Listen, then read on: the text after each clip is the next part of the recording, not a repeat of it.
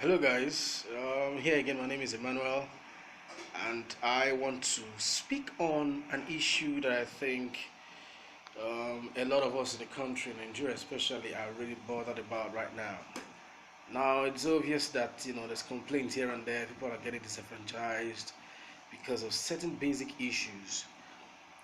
Especially, I'm beginning with from the security threat in the north, and then the lack of petroleum products in some certain areas in the country, and then the hike in price of the sales, and the youth unrest in the east, the cry for a new country from the eastern part of Nigeria, and all of that.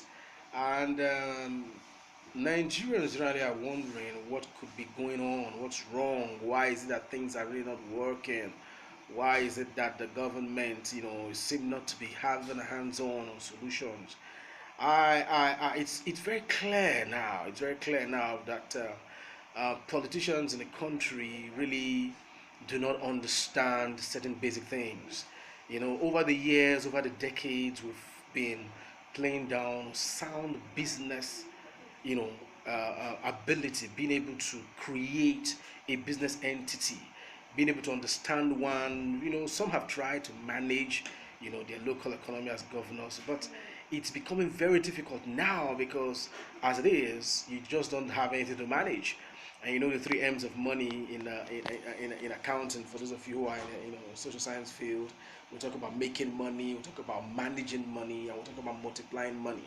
And these three things, these three M's, must be complete in a cycle, in an economic cycle, to really be able to drive development. If you cannot make money, then what do you manage? If you cannot manage, that's my child. If you cannot manage, if you don't cannot make money, what do you manage? And if you cannot make money, what do you multiply? Because a multiply effect on zero is zero. And being able to manage, and you're managing zero is zero at the end of the day. So we have come down to the very fundamental of economics. We have come down to the very fundamental of a business entity, which is actually creating one. The reason why the governors are failing is because they've been unable to create anything on their own privately.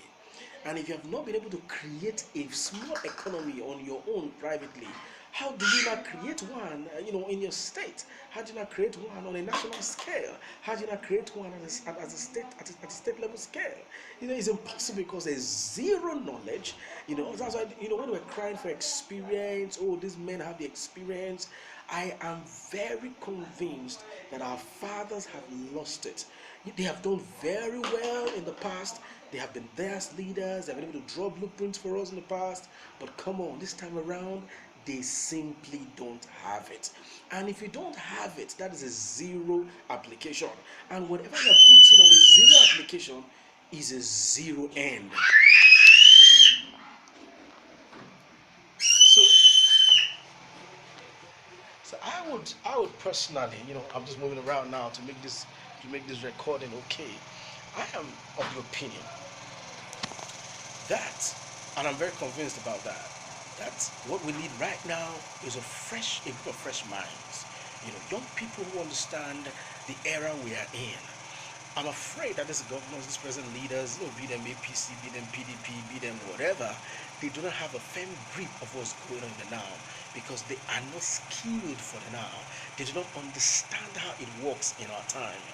Can you imagine an economy like Nigeria with leaders who have no clue on what ICT is all about? Can you imagine a country of Nigeria with 170 million? They have no clue on how to create a leverage for a business in 2015, for business to thrive in an economy in 2015. Yes, I understand most of them they have been civil servants, which is good. They've been government workers, which is okay. They've been salary earners, which is okay. But listen, when a trader, a woman who is selling bole at a road junction, what we call bole in Nigeria is plantain, roasted plantain. When a woman who is able to sell bole, and with bole or granite, she can at least train her children, and she's done that for like 10, 15, 20 years. Listen to me, guys. If that woman decides to talk business, let a civil servant who has been in the system for 30 years grab a paper and a biro and take notes, because that woman has a firm understanding what input penetration is all about, what supply penetration is all about, what price differential is all about, what challenges come on the road, the transportation challenge she understands, the price war she understands, the harvesting issue she understands, the availability of product she understands, the price that comes with the demand of that product she understands. So when she's talking, my brothers and sisters, the leaders in government should take Bible and pen and listen, because what she has an experience. So that's what we're talking about here. That's the challenge we're facing. So right now we need men and women, young, maybe old, who will come into government, who have a background knowledge of what a business entity is all about, how to start one, how to groom one, how to grow one, how to hire and how to fire, how to deploy resources to get the best at every given point in time. Those are the kind of people we need now to start this economy. I'll give you an example. Now, if you look at Nollywood, with the likes of Olu Jacobs and the likes of what's her name now, Joke Silva, these are veterans in the industry. They've been there for a while. But guess what? They need to begin to work with the Mofeda majors who were a little step, after their time, and then they will work with people like Desmond Elliott. They have to begin to work with people like Benjamin Peters of the now, the Genevieve Naji in Nollywood, right? I'm talking about right now. That generational gap has got to be bridged, because there's a lot that Joker Silva will have to offer, Olu Jacob will have to offer, that Benjamin Peters may not have to offer. But there's a lot that Benjamin Peters and Genevieve Naji know that this old people don't know. So they have to come together to bring the experience together, bring their times together, bring their knowledge together, and that is why Nollywood is moving on. The music industry we have in Nigeria, these guys have trailblazed in the industry. Are you following me? We've had musicians in the country like Felix Liberties, the GDOBs, the Chris Okutis of their time. They were actually doing their job passionately. The Chris and Bars of their time, they did their job. Raskimonos, the Charlie Boy, they were singing passionately. The King Sonia Days and the likes of Sheila Peters. They were doing their jobs in their time. But guess what? As time went on, piracy they're gonna have problems with pirates and all of that. But now there's a new age. This is 2015. iTunes is on, digital sales are on, YouTubes are on, and so the Alaba boys have been sidelined. Now musicians are getting monies for their job. They're getting worth for their job. And guess what? They have to bridge that gap. And you know what's going on right now? They are coming together. People like you get to shows nowadays. Sheila Peters performing, and is getting value for money. Why? Because this in this time, in this age, times have changed.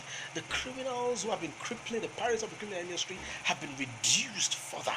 Their influence have been reduced, and so entertainers are getting money's worth. Now they are buying pleasure cars. They are living in choice areas in Lagos, around the world, around the country, because the times have changed.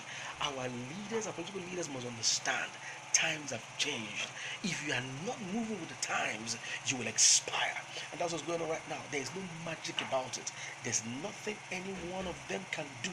If they don't have the experience to create an economy, they will be there for 10 years, 20 years. Nigeria will be like this and be getting worse. So we need fresh hands, and that is why I and a few other Nigerians need to stand up now.